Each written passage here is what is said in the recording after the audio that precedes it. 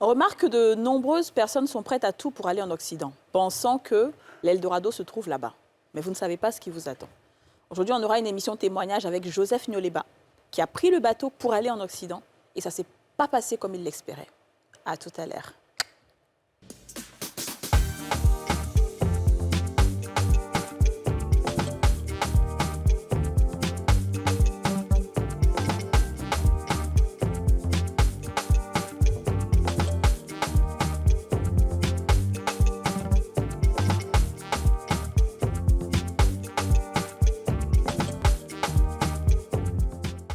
On a tous une bonne raison de suivre les femmes d'ici avec Double Millionnaire. Dépassez-vous et relevez tous vos défis avec Kyrène au minéral naturel. Kyrène, soif de vivre.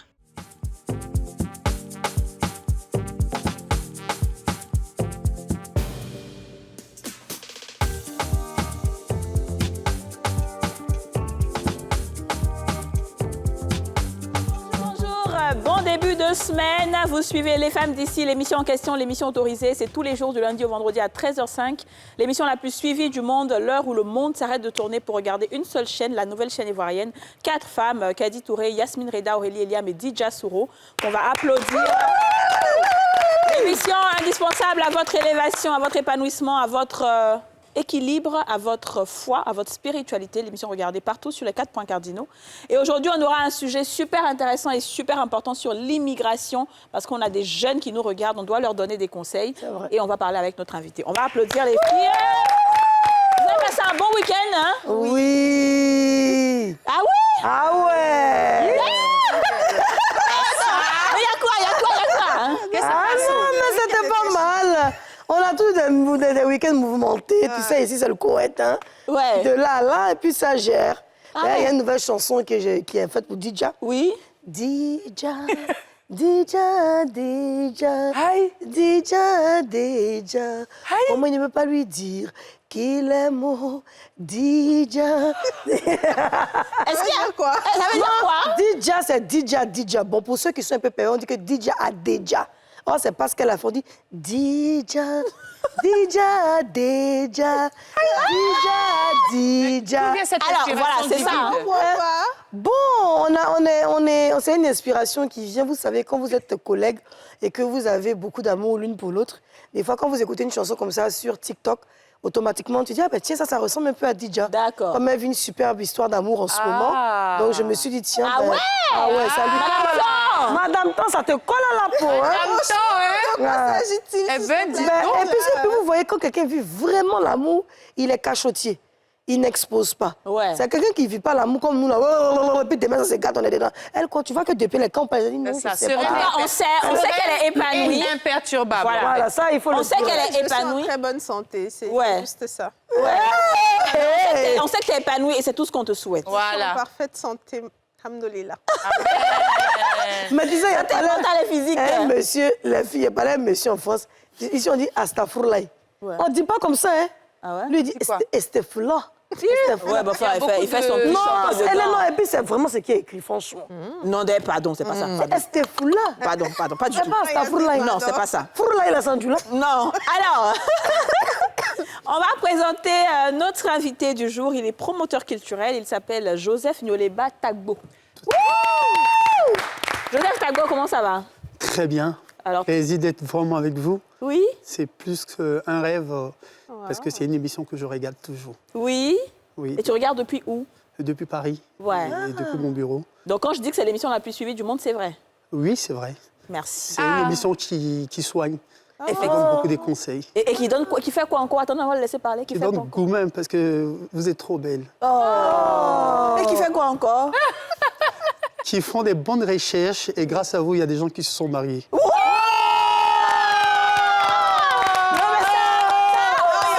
Ça, il y a aussi. Ça mérite une chanson. Lève-toi. Ça mérite une chanson, Juice Yasmine. et le juice. Soukous et le juice. Soukous et le juice. Juice. Juice et le juice. Elle va te beat. Amen. Dieu soit loué. Amen. Amen. Et à la terre. Et à le ciel. Amen. Il soit loué. Et à la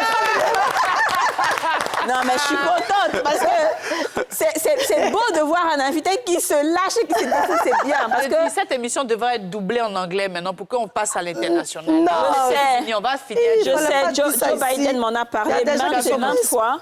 Il y a mais, des gens qui ne sont pas inspirés, ils vont écouter, ils vont aller faire pour eux, ça ne sera pas doux, et puis ils vont disparaître qu'on ne les voit plus. Il ne faut pas Ouais. faire ça. Alors, Faut comme pas je mettre dis, Joe les Biden gens m'en a parlé maintes et maintes fois et on va en parler avec NCI, on verra N'est-ce ce qu'on pas? doit Faut faire. doubler, n'est-ce pas? Oui, c'est ça. Alors, Nyoleba, c'est vrai, tu es jolie, je pense que tu le sais. Oh, merci. Oui, je pense que tu le sais. Désolée. Avec ta barbe grisonnante, à la Poivre et Idriss sel, on dit. voilà, poivre et sel, voilà, Merci, à la merci. Georges Clooney. Merci. Mais quand même, aujourd'hui, tu es là pour nous parler de ce que tu as vécu en 1988. Oui, tout à fait. Merci Nous aussi, beaucoup. on était. En 1988, On parle pas des lâches des gens. Ah, moi, Aurélie. chez moi, il n'a pas peur. C'est chaud. Mais c'était il y a longtemps. oui, et c'est avec beaucoup d'émotion que je vais parler de ça D'accord, aujourd'hui. très bien. Tu auras le temps d'en parler. Mais en attendant, moi, je vais te demander aux filles, est-ce que vous pensez qu'il y a vraiment quelque chose qui justifie le fait de prendre un bateau pour aller en Europe? Moi, j'ai envie de dire, c'est la détresse. C'est peut-être quand on se dit qu'on n'a plus d'espoir, il n'y a plus de chemin, Ouais. on a tout essayé. Mais en même temps, on prend du temps pour travailler, pour amasser de l'argent. Donc, je me dis, si on peut travailler et amasser de l'argent, on n'a plus besoin de partir, en fait. Parce Ok. que cet argent-là, c'est quand même, des fois, on te demande 3 millions, 5 millions pour te faire partir. Bon, si tu as une somme comme ça peut être un bon départ pour un business. Ouais, Donc, bon, est-ce que c'est justifié? Honnêtement, je ne sais pas. Je suis un sais peu... pas. mitigé. ouais. Ok. Moi, j'ai posé la question comme ça à 2 personnes qui m'ont dit, la première personne m'a dit, oui, mes parents sont tellement dans la pauvreté, on n'a tellement pas à manger chez nous que vraiment, je ne voyais pas d'autre issue que de faire ça. Donc, c'était la mort ou rien, parce que j'étais déjà en train de mourir dans cette grosse galère que je vivais quotidiennement.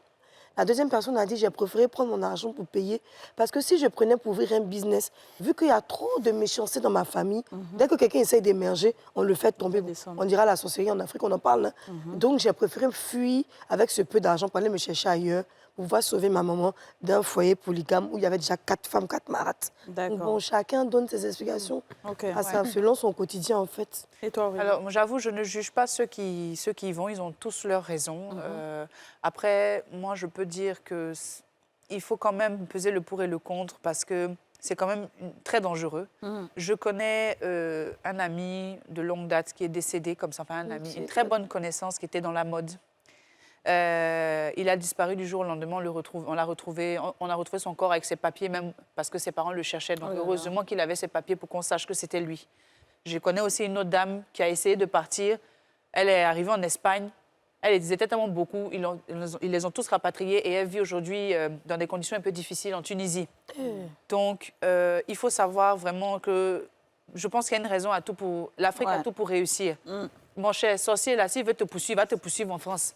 Ouais. Donc, je me dis qu'il y a d'autres solutions. Mais je peux comprendre aussi ceux qui veulent connaître aussi, on va dire, de American Dream ou bien de European Dream, parce qu'il y a des conditions aussi là-bas qui facilitent un peu la vie par rapport à certaines ici. conditions, même la santé et tout. Donc, il faut peser le pour et le contre, mais je préfère plutôt qu'on investisse en Afrique et ensuite partir en Europe dans des conditions plus correctes que celles qui se passent actuellement. Très bien. Alors, on a posé la même question aux Ivoiriens. On vous a demandé aujourd'hui qu'est-ce qui justifierait le fait que certaines personnes passent par la mer ou par le désert pour rejoindre l'Europe. On écoute des réponses.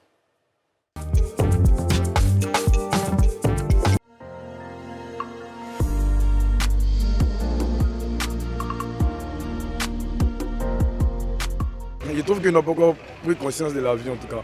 Parce que réellement, là, un gars qui connaît, qui voit réellement l'importance de sa vie, là, il va mieux garder son argent afin de faire ses papiers pour pouvoir bouger de l'autre côté. Je trouve que bon, les gars qui vont directement sur l'eau, là, n'ont pas encore vraiment reçu la conscience de la vie, sincèrement dit. Moi, je n'ai jamais tenté, puis je ne tenterai jamais cela. Même si c'est dans 10 ans, je vais garder mon argent 100 francs, 100 francs, 100 francs, 100 francs, 100 francs. Les 10 ans, là, ça va arriver. Je ferai mes papiers, puis je partirai. Bon, je connais un vieux père, lui, il est resté directement. Et puis même, il est resté, il a laissé sa famille même. Bizarrement. Par contre, il y a d'autres aussi, par la grâce de Dieu, ils sont rentrés. Mais en tout cas, moi, je ne conseille pas ça à quelqu'un. Ici, je trouve déjà ma vie. Ma vie est déjà bonne ici. Donc, pour moi, sincèrement, je me préfère en Côte d'Ivoire. J'ai été tenté 1 à 2 fois, mais je me suis dit, par rapport au risque, le risque m'a fait changer d'avis. Je prends l'exemple comme ça de mon président du syndicat national des réparateurs de Côte d'Ivoire qui a essayé d'avoir cette expérience-là, qui est parti vraiment même. Mais quand il est arrivé, il a eu des réalités sur le terrain là-bas qui étaient vraiment bizarres. Ils lui ont promis quelque chose ici, ils lui ont dit non, si tu arrives là-bas, on va t'héberger, on va te donner un bon salaire, on va te donner tout au fait. Les gens, ils lui ont vendu du rêve. Il est arrivé là-bas, il était obligé de travailler dans des champs. Travailler dans les champs de tomates, travailler dans les trucs. Il a trouvé vraiment les conditions étaient tellement archaïques et dures qu'il a décidé de replier sur la Côte d'Ivoire. Vraiment, par cette expérience même, ça m'a donné le dégoût complètement de partir sur la voie de l'immigration. En Europe, là-bas, les gars nous font croire que l'Europe c'est le paradis, vous voyez. Et puis tout ça, ici encore, c'est difficile de se chercher. De l'autre côté là-bas, les gars disent que c'est facile. Donc c'est pourquoi il y a tant de nos frères qui se donnent à ces trucs-là. Bien sûr que c'est risqué, mais à quoi c'est les risques si on peut mieux s'en sortir là-bas? C'est pourquoi il y a plein d'hommes qui s'en vont, tu vois, non? Même moi-même actuellement, s'il y a eu raison de s'asseoir sur un vieux, je ne dis pas, il y a tapé dedans. Mais c'est Dieu, tu vois, non? Il y a d'autres qui s'en vont et ils restent, il y a d'autres qui s'en vont et ils viennent encore. Il n'y a pas de moment. C'est Dieu. Si tu es destiné à mourir là, il n'y a pas peur, vieux. Ici, il est pauvre, il ne peut pas avoir peur de mourir. Je jure. Vraiment. Le dernier là. Écoutez, moi, bon, hein? franchement, je vois, alors les premières interventions, je vois qu'il y a une véritable prise de conscience. Ouais. Les gens se disent non, il ne faut pas. Mais on a le dernier aussi qui est prêt à partir. Il se dit qu'il est né pauvre, donc il a peur de quoi? Voilà. Tu vois? D'accord. Donc là, c'est sur ça qu'on va s'attarder un peu. Ouais. Tagbo, qu'est-ce qui t'a poussé à partir? Est-ce que tu es né? C'était quoi les conditions dans lesquelles tu es né? On va commencer par là. Dans les conditions où je suis né, Ouais. je suis fils aîné d'une famille, d'une fratrie de 7 personnes. 7 enfants. 7 enfants. Et ça a été très difficile parce que, étant autodidacte, en 6e, j'ai arrêté mes études. Voilà, j'étais à l'IMST d'Agamé. En 6e, je ne suis plus jamais allé à l'école. J'ai suivi mes amis. Mon père étant fonctionnaire.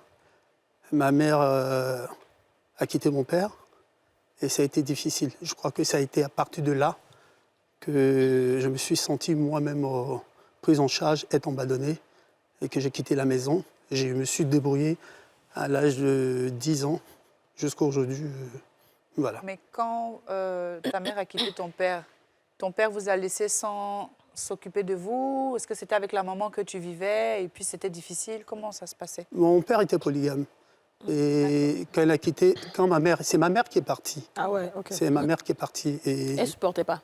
oui, elle ne supportait pas. J'étais scout, on était allé à Biétry en camp de scout. À Montreux, maman n'était plus là. Mais papa ne m'avait jamais abandonné, c'est pas possible. Voilà. Mais je n'ai pas pu supporter, au fait. Que le départ de ta maman. Oui, voilà. Ça a été très, très difficile pour moi. Je n'ai pas pu supporter. Et bon, j'étais obligé de quitter la maison. Et je ne voulais même pas aller à l'école, c'était très difficile. Et voilà, en 6e déjà, je m'étais déjà pris en charge de suivre mes amis. Voilà. Mais quand votre maman est partie, elle n'a jamais plus donné de ses nouvelles? Peut-être les mois qui ont suivi, où c'est resté vraiment... Non, elle n'a pas donné ses nouvelles. Papa était très, très proche de maman aussi, parce que c'était sa première concubine. D'accord. Il n'était pas marié avec. Elle avait 3 femmes. Et il avait même essayé de m'envoyer au village, parce qu'elle était à Dalois, il paraît. Si elle me voyait, elle allait revenir. Alors, je suis parti à ma tante, ma cousine à Dalois. Mais quand elle a appris, elle pensait que mon père était là, donc elle a disparu du village. Donc, j'ai pas vu ma mère. Je suis tombé gravement malade et on est revenu à Abidjan. Mais à 10 ans, on commence à se prendre en charge. C'était quoi le mode de vie? Tu vivais où avec tes amis? Comment tu arrivais à subvenir à tes besoins? J'avais des bons amis parce que à 10 ans, j'étais dans un quartier qu'on appelait Yopougon et que je faisais partie d'un groupe d'orchestre. Il y avait déjà avant la compétition musicale qu'on appelait Piédestal, animée par Paul Decuy. Donc, étant chorégraphe, j'étais le premier danseur. Donc, à partir de là, je suis resté populaire à Yopougon et ça m'a donné beaucoup d'amis. Et comme ça n'allait pas à la maison, j'allais dormir pêle-mêle chez des amis. D'accord. Mais du coup, pour revenir un peu au papa, lui aussi, ça a dû être un double choc parce que la maman part et son fils de 10 ans s'en va. Ah oui. Mais en tant que mineur, est-ce qu'il n'a pas essayé même de forcer à ce que tu reviennes dans la maison? Comment ça s'est passé? Il a tout fait. Il a tout fait. Il était fonctionnaire de police. Il a En tout plus, fait. Il a tout fait. Oui, il a non, c'est que tu étais une tête due à ton âge. Je pense, oui. Tu penses? D'accord. Je pense, mais il a tout fait. Il a tout Ok. fait. Et Ouais, donc il a tout fait pour me ramener. Et vraiment, il a tout fait parce que je peux vous dire que mon père m'aimait beaucoup. Il a vraiment tout fait pour, mais ça passait pas. D'accord. Non, non. Et donc, La maltraitance, peut-être des belles-mères, sans peut-être pas... Non, je n'oserais pas dire ça. Mais c'était difficile. c'est lui qui ne voulait juste pas rester parce que sa maman n'était pas là. Voilà. Alors, Conditions difficiles. Voilà. Comment est-ce que donc tu as l'idée de te dire il faut que je parte d'ici, il faut que je parte de la Côte d'Ivoire? C'était à quel âge aussi? Oui, de 10 ans, après on est monté à 16 ans. 16 ans, 17 ans, j'ai sorti du pays pour aller avec un ami, pour aller immigrer au Niger. Parce qu'à cette période, en tant que des chorégraphes, on s'est dit aujourd'hui qu'on allait faire les dorado dans un autre pays, trouver de l'argent et revenir partir en Europe. Et quand on est allé au Niger, cet ami-là, qui est devenu plus tard un grand artiste dans le pays, il est tombé malade au Niger, en plein spectacle. On avait déclaré la fièvre typhoïde. Wow. Donc, on l'a rapatrié en Côte d'Ivoire. Et moi, je suis resté au Niger. J'avais 18 ans, 20 ans. Qu'est-ce que je devais faire? Je me suis improvisé 10 jockeys dans une grande boîte, le Fofo au Niger. Étant étranger, ça a été très difficile. Parce que nous, aujourd'hui, on est en Côte d'Ivoire, on reçoit tout le monde. Mais moi, j'ai envie de dire, pour ceux qui n'ont pas voyagé, moi, j'ai voyagé. Au Niger, c'était plus difficile pour un Ivoirien qu'un Nigérien. Donc, je suis rentré dans mon pays. Et quand je suis rentré dans mon pays, c'était dans la période... Revenu en Côte d'Ivoire, c'est ça? Je revenais de la Côte d'Ivoire.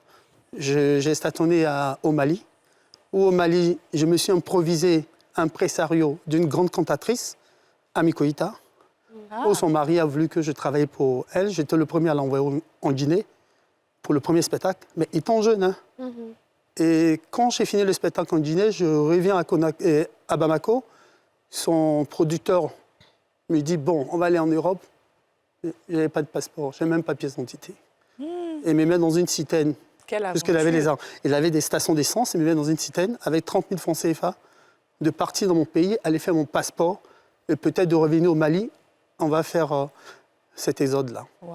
Moi, je rentre par la citerne en Côte d'Ivoire, on arrive à Bouaké.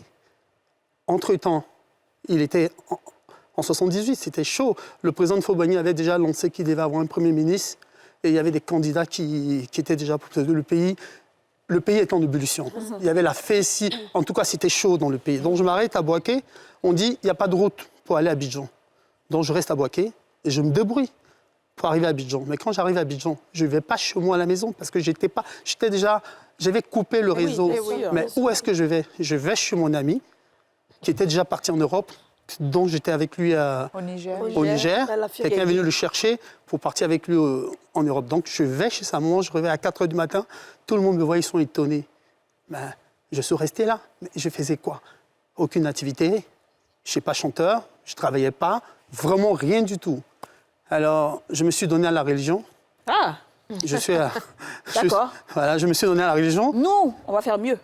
On va se donner à la pub. Voilà. D'accord, à la pub. On va à la pub et on revient.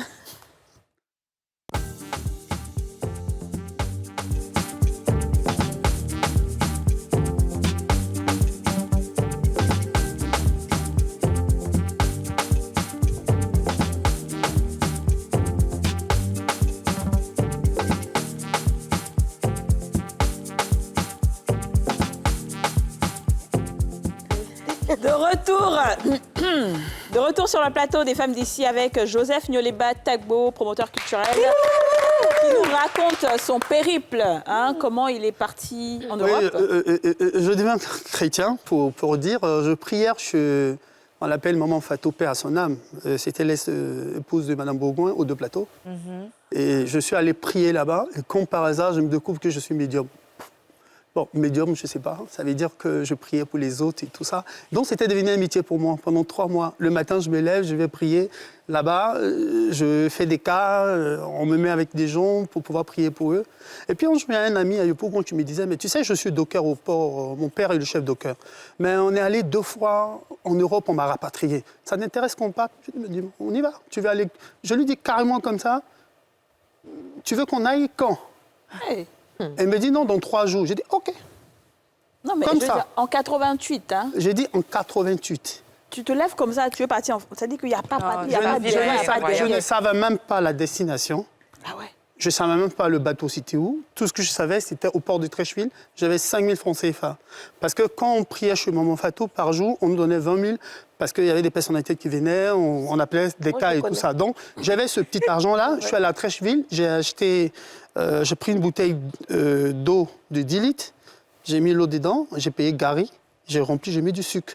Ça, c'était ma nourriture pour y aller. Alors, j'arrive sur le bateau, j'étais habillé normalement. Je prends... Il y a les téléphones portatifs avec les... les anciennes antennes. là. Voilà, je prends ça et je trompe la vigilance des gardiens qui étaient là, parce que c'était un navire où il y avait de la marchandise. Donc j'avais le téléphone là, puis je parlais tout seul, comme si... Donc il m'a laissé passer, voilà, j'étais un commis. Donc je passe là... Il y a longtemps, tu es dans le film, hein. T'en as fait là, que c'est filmé.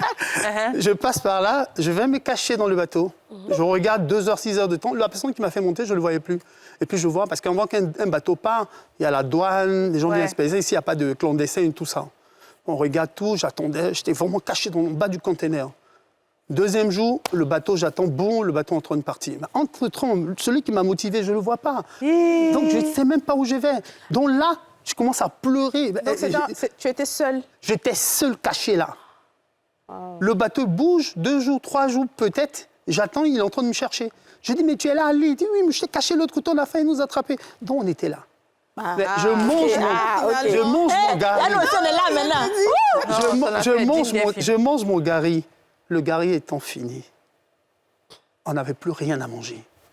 Ali dit qu'il va aller monter, aller à la cuisine, sorti de la cachette pour aller voler la nourriture des matelots pour partir. Ali va voler la nourriture, il y avait du poulet avec lait demi-crémé qui l'emmène. Où est-ce que vous avez Gary 10 litres là en combien de jours?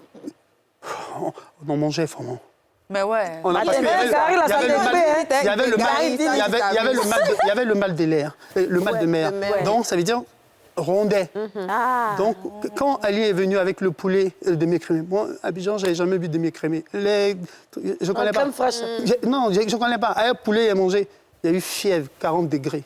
Wow. Il commençait à pleurer. Il dit non, tu ne vas pas mourir ici. Il faut qu'on aille se dévoiler. On ne peut pas se cacher là. S'ils veulent, on va nous ramener à Abidjan. Ils ne peuvent même pas me faire. Donc, on trouve, c'est un bateau des Asiatiens.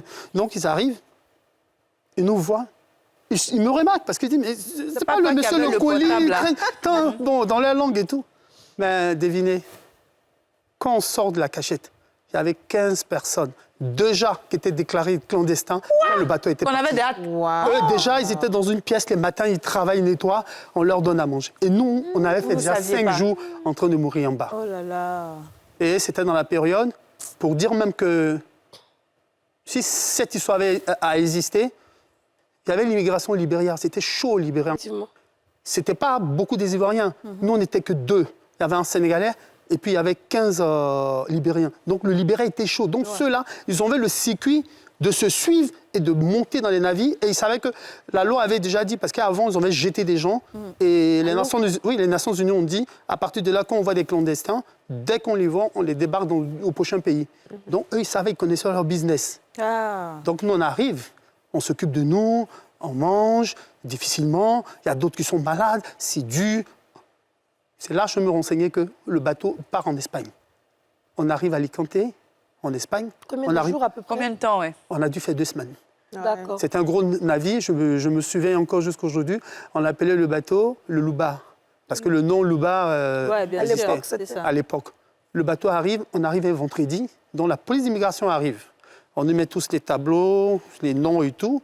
Mais entre-temps, Moi, j'ai changé mon nom. J'ai donné un nom. Je me suis dit, si je dis je suis antillais, ils ne vont pas me rapatrier en Côte d'Ivoire, peut-être m'envoyer aux Antilles ou me laisser quelque part. Mais en tout cas, j'ai réparti là. Je voulais pas. C'est-à-dire que dans la vie, on dit que quand tu nais là, tu nais avec une intelligence. Là. c'est ça. Peu importe dans les situations dans lesquelles tu t'en sors toujours. J'ai dit, c'est pas possible, je ne pourrais pas retourner. Donc, on dit, bon, le lundi, la police d'immigration va nous prendre pour maintenant faire l'identification de chacun, vérifier, pour voir si on pouvait faire l'asile et tout. Là, la nuit, là, les Libériens, là, ils avaient déjà pris des scies, ils avaient pris du matériel. Parce que où on était dans la cabine, le bateau était à quai. Ils ont coupé dans les 2 jours, là, tous les barreaux étaient faits. Tout le monde a commencé à courir. Donc toi aussi, tu étais dedans. Ah, même pas. J'ai mis dedans. Mais devinez, c'était quelle période? On était en novembre, c'était l'hiver. Ah, l'hiver. Quel habit maintenant? Quel habillement on a porté? J'ai dit, j'étais en pantalon normal. Je suis allé faire ma linge ou un de mes amis qui était en France m'a donné sa John Locke soulier, j'ai porté. Moi, je m'en blanc.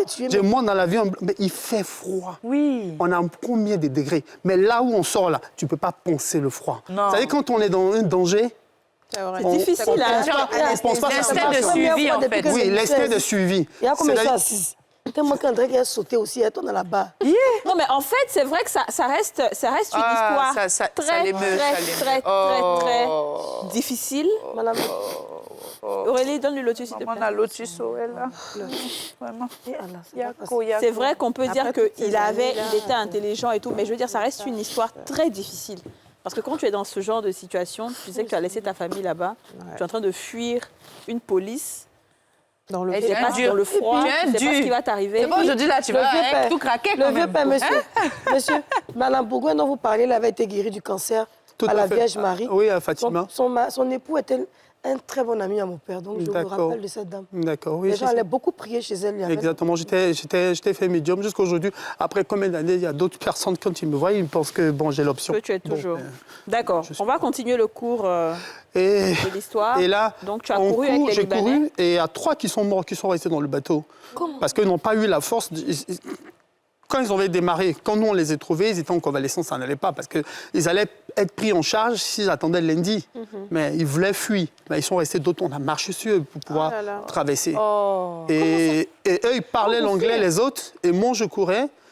Et de mon autre côté, même mon ami Ali, on s'est perdu. Mais il y avait le gyrophare, la police nous cherchait déjà en plein. C'était en pleine nuit. Sauter la grille, la première poubelle, vous savez, les containers.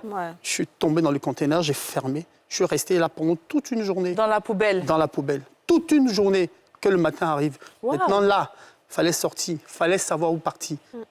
Il faisait froid. Ma cheville qu'on a sautée était enflée. Mais, c'est-à-dire, après des années, quand je vois aujourd'hui des gens sont dehors dans le froid, je comprends tout de suite. Ils sont dans l'émotion qu'ils ne sentent pas le froid. Ils ne sentent pas le froid. J'ai galéré pendant... Je ne pouvais même pas compter. Je ne m'étais pas lavé pendant 5 jours. J'ai marché. J'ai fait tous les autostops. Je suis arrivé dans une brousse où j'ai trouvé des frères maghrébins qui étaient là. Je me suis adressé. Je dis, je viens d'arriver, je suis clandestin. Ils ont dit, bon, viens. Ils étaient dans un champ en train de faire la cueillette. Ils m'ont dit, viens dormir avec nous. La paire de souliers me dérangeait. Il y a un qui avait une paire de baskets. J'ai échangé avec. Il m'a donné. Il m'a dit, ici, chez nous, ici, on est en Espagne, ici.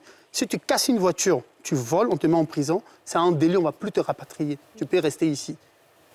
Donc, pour eux, c'est mieux d'être voleur. Il faut être voleur. Comme ça, on ne va pas te rapatrier. Fais un délit, tu as affaire à la justice, on ne va pas te rapatrier. Quoi? Ça, c'était avant, hein, parce qu'il ne faut pas... Oui. Aujourd'hui, là... Non, c'est pas aujourd'hui. On est dans son époque, on est dans son époque. Je suis dans mon époque. Il faut préciser aux gens qu'aujourd'hui, si tu amuses, on te rapatrie. Oui, bien sûr. Oui, après les générations. Donc là, j'ai dit non. J'ai continué mon périph'.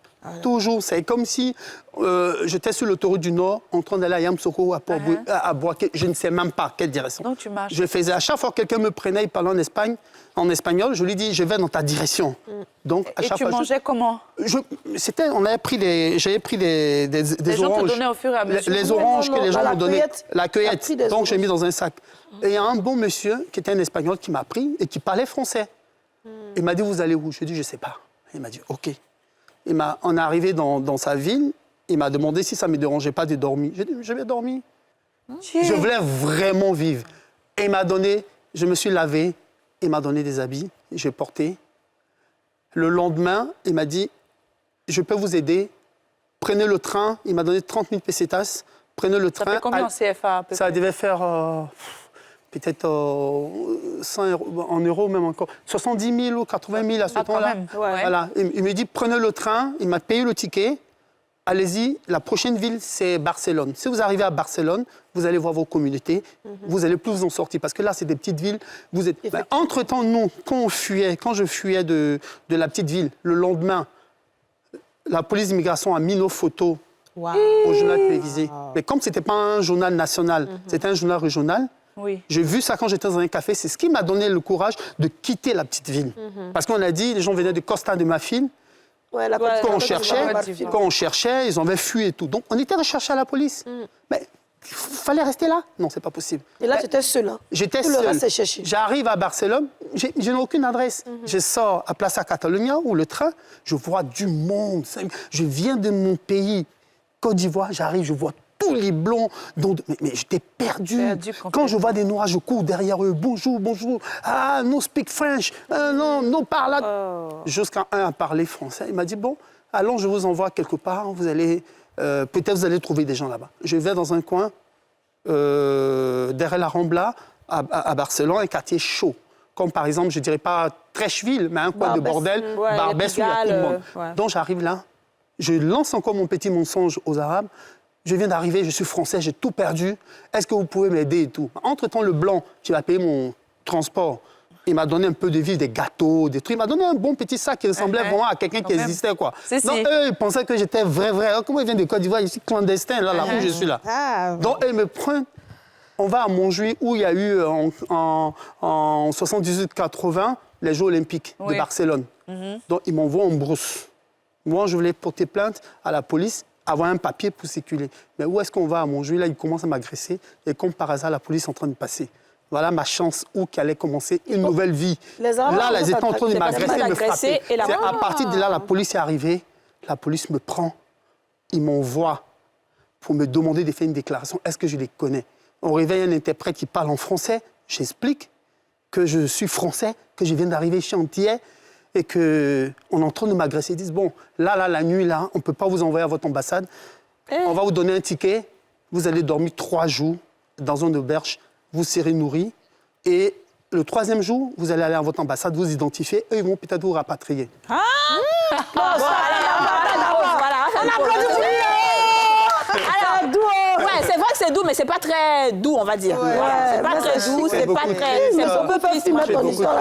Mais je vous dis, là, on est peut-être à 10 jours d'immigration. Les 10 jours d'immigration, la police m'héberge. C'est là, je me lave. Je prends un repas. Non, tu vas mettre une pause d'abord. Merci. Tu vas mettre une pause d'abord. Tu auras le temps de souffler un tout petit peu. Il y a de l'eau juste derrière toi. Merci. Tu vas boire. D'ici là, on va bavarder un peu les filles. Non, franchement, je me dis en fait que c'est beaucoup de chance parce que ça aurait tellement pu mal se passer. Totalement. Et je suis certaine que même ses compagnons de voyage, il y en a plein qui n'ont pas eu la chance. Il y en a qui sont décédés même avant de commencer la vie de migrants et tout. Franchement, c'est...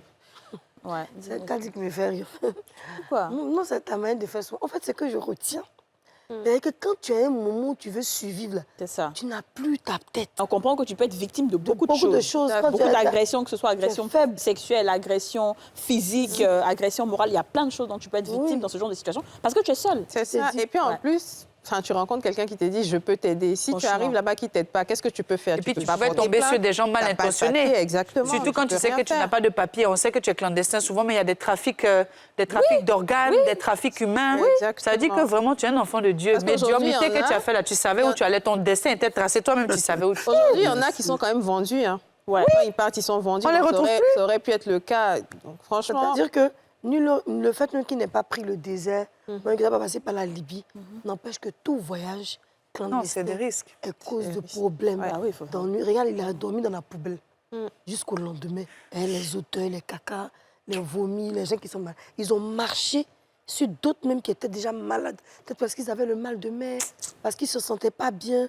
Et puis, les Libériens qui ont scié, là, en sautant, peut-être tu es blessé, ta cheville, les maladies et tout ça. Et puis, le froid, à quel moment il parle aux Africains comme lui?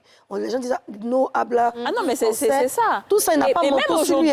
Même aujourd'hui, quand tu vas à Paris, enfin, quand tu vas en France, dans tous les pays même, il y a plein de Noirs qui t'approchent. Oui, s'il te plaît. Même aujourd'hui. Moi, et tout récemment, je disais, mais quand c'est comme ça, effectivement, tu n'as pas envie, forcément, si tu ne sais pas. Tu es réticent. Voilà, tu es réticent. Tu ne sais pas si c'est vrai. Tous les ponts à Paris, c'est que des tentes. Ouais. Que des tentes, même sur la Seine, je sais qu'à l'époque, il y avait tout un amas de tentes et tout, des gens qui vivent dans des conditions difficiles, dans le froid, avec des enfants. Des enfants, oui. Moi, je vois les enfants.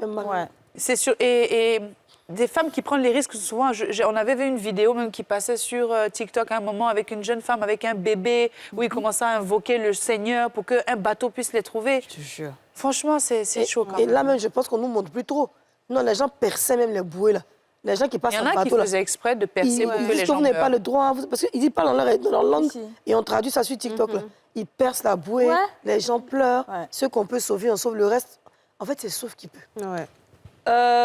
Joseph, moi, vraiment, cette histoire est très forte. On sait que tu vas continuer avec cette histoire-là, parce qu'aujourd'hui, tu as un regard sur tout ce qui se passe.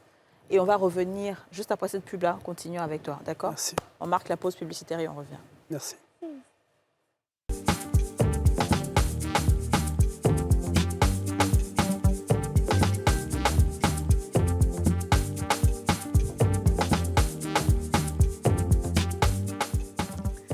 On a beaucoup d'émotions aujourd'hui sur le plateau des femmes d'ici. Je dis toujours, on sait comment cette émission commence, on ne sait pas comment ça se termine. Vraiment. Souvent, ça se termine par les pleurs, souvent, ça se termine par palabres.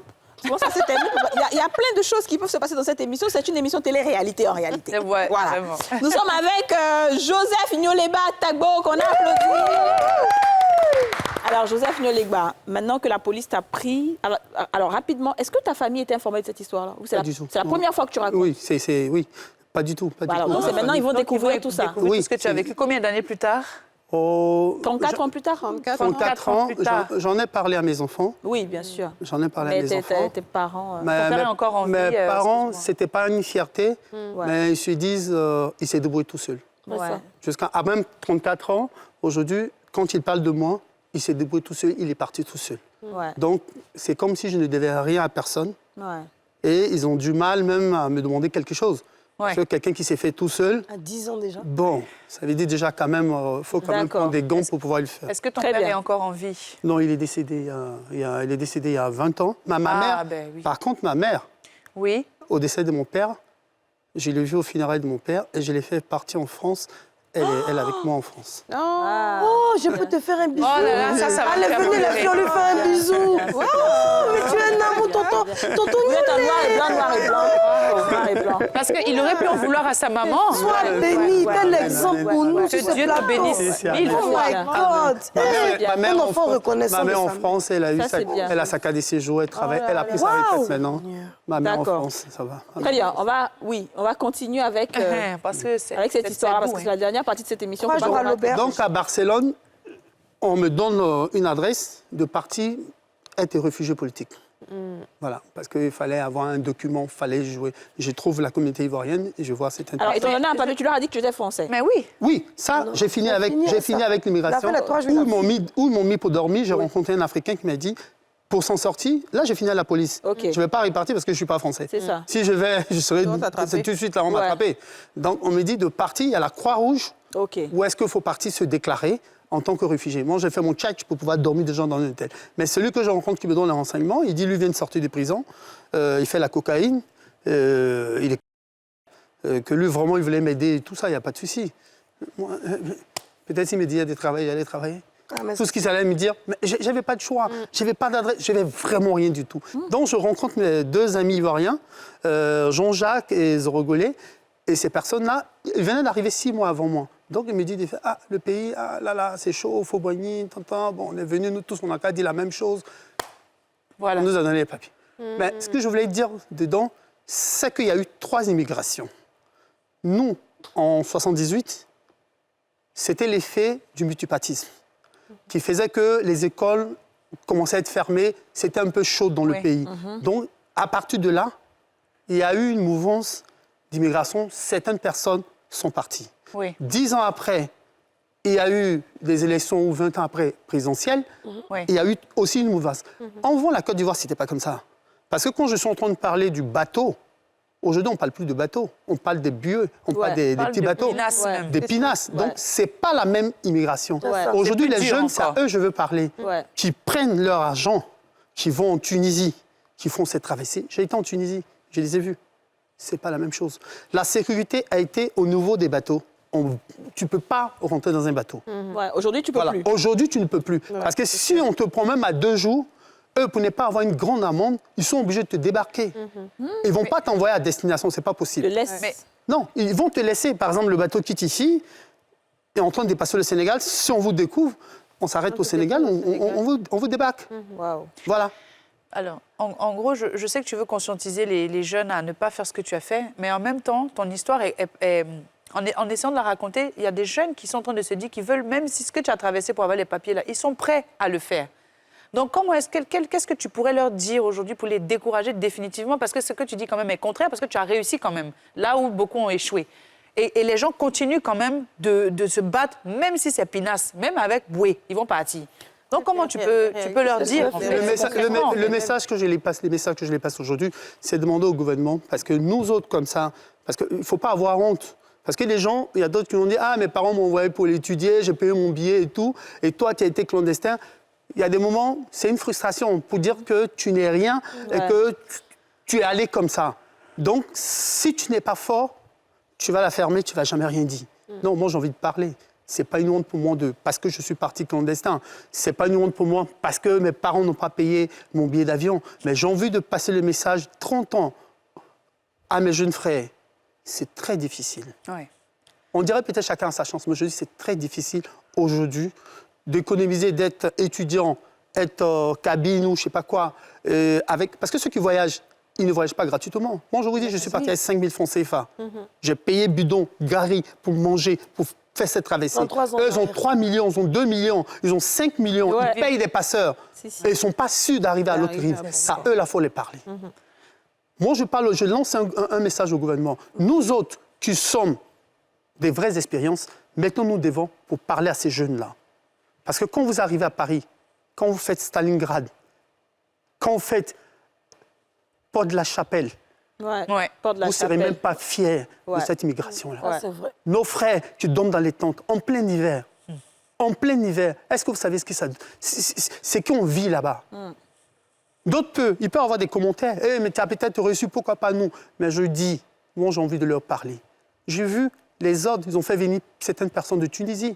Mais est-ce que vous savez qu'il y a d'autres personnes qui sont là-bas?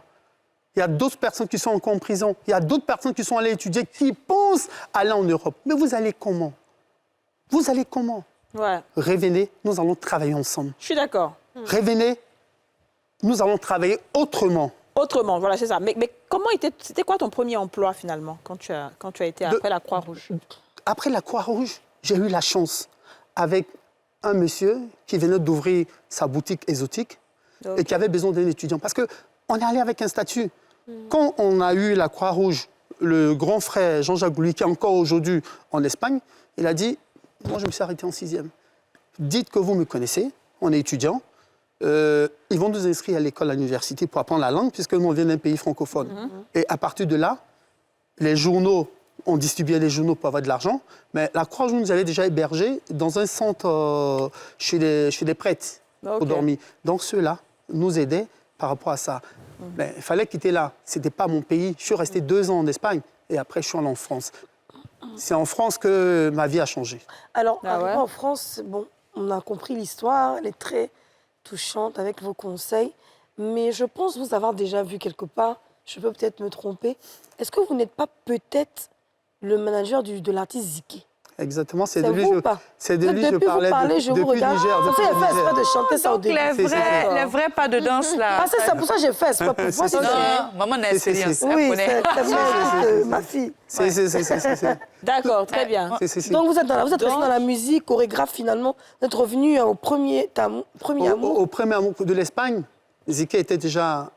C'est lui qui était malade au Niger. C'est lui, une personne a pris, quand il est revenu de Côte d'Ivoire, pour l'envoyer en France. Donc, Ziki était déjà en France. C'est lui, il avait un statut régulier. C'est lui qui avait un statut régulier parce que quand lui il est arrivé, il est parti, quelqu'un l'a envoyé. Il était chorégraphe, il a fait ce qu'il fallait faire. Il s'est marié tout de suite, il s'est régularisé et il m'attendait pour pas m'attraverser, mais j'étais déjà en Espagne. Maintenant, il fallait quitter l'Espagne pour venir pour commencer un nouveau projet. D'accord. Et donc, en France, comment ta vie a changé? Oui, c'est ça. Comment ta vie a changé en France? Ma vie a changé parce que quand je suis arrivé, je regardais les autres. Il ne fallait pas se promener. Il fallait l'immigration tout de suite. Il fallait changer de statut. C'est ça. Il fallait changer de statut. Il ne fallait pas rigoler. Il fallait se mettre avec quelqu'un pour pouvoir être régularisé. Ça, c'est la même chose. Donc, tu t'es marié? Je me suis marié. Et une dame qui a Donc, c'est accepté ça, en de fait, t'épouser être pour régularisé, c'est ça? Je me suis marié en 92. C'était quoi? C'était un mariage un d'amour? Non, ma fille a 28 ans.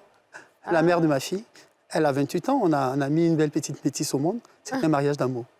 Mais ce qui était dans la tête, il fallait être en règle. Il ne fallait pas t'amuser. Mais dites-moi, je voulais juste savoir rapidement, je sais que vous avez parlé aussi de religion, de spiritualité. Est-ce que ça a été d'une aide pour vous? Est-ce qu'à chaque étape, vous priez pour pouvoir vous en sortir? Quel était votre rapport avec Dieu dans cette situation? Dieu dans les visibles m'a beaucoup aidé. Je ne pourrais même pas dire que c'est ma propre force, c'est même pas possible. Ouais. J'ai aucun document. Et quand j'explique, on a l'impression que c'est un miracle. Ouais. Mais à chaque fois que la porte était fermée, elle était ouverte. Parce que je croyais quand même en Dieu. Aujourd'hui, après votre histoire et votre expérience, vous avez parlé d'être le porte-parole de ceux-là qui veulent prendre la mer ou bien voyager clandestinement. Qu'est-ce que vous avez vu en dehors de tout ce que vous avez vécu? Mais je parle à l'heure actuelle. Qu'est-ce que vous avez constaté de mauvais, de dangereux? Les jeunes sont victimes de ces voyages-là. Ceux d'ailleurs qui disent « Ah, mais mon frère a réussi, il est en France », mais on en connaît qui font 3 ans dans les camps de réfugiés, ou bien 5 ans même, comme vous avez dit, Port de la Chapelle et ailleurs, et qui n'ont vraiment rien. Moi, j'ai vu des documentaires où... C'est ça. Même à Bientôt, même au village, même mieux. Même matin, au moins, il y a le soleil, il y a Cocorico, c'est doux. Mais là-bas, la souffrance est telle que c'est incroyable, ils ne se lavent même pas. Qu'est-ce que vous avez remarqué? Je veux que vous puissiez expliquer ce que vos yeux ont vu. Relatez-nous ces faits-là, comme vous savez si bien le faire. Et qu'est-ce que vous apportez à cette communauté, même vu que vous êtes là-bas? Cette communauté, ce que j'apporte, c'est de l'aide. Aujourd'hui, ça fait très mal parce qu'il y a des gens qui sont encore là-bas, qui sont en situation irrégulière. Parce que la France a changé. Ces pays-là ont changé. Même pour se régulariser, c'est très difficile. Aujourd'hui, même se marier avec une Européenne, l'Européenne déjà sera protégée. Ça veut dire qu'en 2 ans, vous n'allez même pas avoir tous vos documents. Donc si vous voulez jouer je ne sais pas quoi, elle peut arrêter à tout moment, et vous revenez à zéro. Donc les choses sont devenues plus dures. Les choses sont... Vivre dans la clandestinité aujourd'hui en France, j'ai eu la chance d'aller aux États-Unis, j'ai vu d'autres personnes là-bas. En Angleterre, c'est même pire. Là-bas, c'est même pire. Là-bas, on te ramène. En Suisse, ça n'existe même pas. Mais en France, quand vous arrivez, vous dites, mais vous ne comprenez pas pourquoi. Alors, je vous comprends, mais qu'est-ce que vos yeux ont vu? Un exemple, en fait, qui vous a touché. Des personnes, par exemple, la qui souffrance. La souffrance. Qu'est-ce que vous avez remarqué? Une fille, un témoignage? En allant en Angleterre, les gens qui sont dans les camps, en Angleterre. Les réfugiés. Dans les réfugiés, même les gens qui cherchent à rentrer en Angleterre. À Pas-de-Calais. Il y a un autre pas de Calais, c'est ce que je cherchais. Pas-de-Calais, qui restent dormis tout le temps là. Ou dehors? Dehors. Dans Port de la Chapelle, aujourd'hui, pour ceux qui sont en France. Mais regardez à la Porte de la Chapelle. J'ai l'impression de rencontrer peut-être un cousin ou un frère. Pour lui dire, viens dormir chez moi. Qu'est-ce qui se passe? Mais ils m'ont dit, ils dorment dehors. Ça vole aussi. Ils volent. Quand on les regarde, il y a d'autres même qui sont fous, qui sont devenus fous. Parce qu'ils n'ont aucune... Ils ne savent pas où y aller. Ils ont un autre regard. Mais quand on les prend... Ils sont coincés. Même quand on les aide pendant 1 semaine, 2 semaines, quand on vous prend... C'est des gens qui viennent directement de l'Espagne. Ce n'est pas directement de la France. En France, on ne peut pas immigrer. Vous ne pouvez même pas venir dans un bateau. Ils sont obligés de passer par les... Voilà, ils passent à côté pour arriver. Et ils sont vraiment des enfants, des femmes. C'est difficile, hein. Ils sont obligés de prendre du crack. Ah bon? Oui, ils sont obligés de prendre du crack pour pouvoir tenir. Ils n'ont même pas les filles sont obligées de se prostituer pour manger. C'est difficile. Les clandestins, là? Oui, les clandestins. Est-ce qu'il y a une sorte de communauté, une sorte de centre d'entraide pour... Africain, oui. bon, peut-être pour les Africains ou pour les Ivoiriens en Entre particulier, Africains, est-ce que ça existe là-bas pour quand même Non. donner un petit peu de rigueur? Non, ça n'a pas été mis en place, ça n'existe pas, c'est pas possible. Parce qu'à l'époque, il y avait ce qu'on appelait les foyers qui n'existaient plus. Exactement. Les foyers maliens, où on pouvait aller acheter une cigarette, deux. Non, les foyers maliens existent. Mais plus Nous, comme avant, il y a avant, non 30 ans, il y avait le Messi. La Messi où Oui, je connais à Paris. Voilà, la maison des étudiants ivoiriens. Si. Mais de ça, la communauté ivoirienne, non. Non, pas de communauté, Non. mais il y a quand même aussi des foyers qui existent Exactement. en ce moment, parce que moi, je connais des personnes qui sont parties, même pas clandestinement. Les personnes que je connais, c'est des personnes normales. C'est juste qu'elles ont calé là-bas. Elles sont parties avec un visa touriste, elles sont restées. Elles sont dans des foyers où, voilà, mais... La vie, c'est pas facile. C'est-à-dire, elles me disent toujours, on veut revenir. Je dis, mais tu étais ici, tu avais ton affaire, tu as dit que tu veux partir. Est-ce qu'entre la vision qu'on a de l'Europe, la façon dont on se projette quand on est ici, il y a vraiment une désillusion quand on arrive? Il y a une désillusion. Quand je vous dis, dans la période du Covid, il y a des gens qui sont morts, qu'ils soient riches ou pas. Pardon. Pour ne pas dire que je ne mens pas. C'est ça. Mais c'était difficile. Donc, aujourd'hui, pour parler de l'immigration, bon, je dis, il faut prendre la chose à la main. Je m'adresse au ministre de la Jeunesse. D'accord. Et ce sera en même temps ton message que tu vas adresser. Vas-y. Voilà. Au ministre de la Jeunesse. Je pense qu'il faut t'adresser à un groupe tout entier. Je m'adresse à vous pour dire que, et aussi aux gens de la diaspora, qui viennent, qu'on aide nos frères. Ouais. Parlons-leur de la réalité. Ce n'est pas pour dire que vous êtes là-bas, vous avez réussi, nous, on va faire la même chose. Mais vous n'allez pas pour mourir. Passer en Tunisie, prendre la buée, vous allez vous tuer. Vous allez mourir. Évitez de mourir parce que ce n'est pas les Ivoiriens qui vous font passer. Les Subsahariens qui prennent votre argent, vous n'êtes même pas sûr. Moi, je suis en Tunisie, j'ai vu des gens qui attendent. Quelqu'un me disait, moi, je passe le mardi. Ça fait 2 mois que je sais qu'ils sont en Tunisie, elle n'a pas encore bougé. Ouais. Elle n'a même pas encore bougé. Pourquoi? Température, pas température, la chance ou pas. Il ne faut pas prendre ce risque-là. Ouais. Venez, nous allons travailler autrement. Ouais. Le pays a besoin de nous. C'est pour ça que nous, avec notre expérience, nous revenons pour vous accompagner. Très bien. Voilà. Alors, je pense que tu as tout dit. Joseph, ton histoire est très touchante. Merci. C'est vraiment... Parce qu'on n'a pas envie de voir son enfant vivre tout ce que tu as vécu. On n'a pas envie de voir son parent vivre ce que tu as vécu. On ne souhaite à personne. On le sait tous. L'Occident, on ne va pas dire que l'Occident, c'est pas bon et tout. Vraiment, c'est pas ce qu'on dit. Mais il faut partir de la bonne façon. Il faut partir de la meilleure des façons. Il faut être régularisé. Je pense que c'est le plus important. Quand vous avez votre propre argent, que ce soit 2-3 millions, vous-même, vous pouvez avoir le visa, faire des allers-retours comme vous voulez. Et finalement, peut-être c'est eux-mêmes qui vont vous demander la nationalité. Si vous vous valorisez. Vraiment, arrêtons de gâter notre nom. Je vous en prie. On va se retrouver demain pour un nouveau numéro des Femmes d'ici. Merci. Merci. Vous venez de suivre Les Femmes d'ici avec Double Millionnaire. Dépassez-vous et relevez tous vos défis avec Irène au Minéral Naturel. Irène, soif de vivre.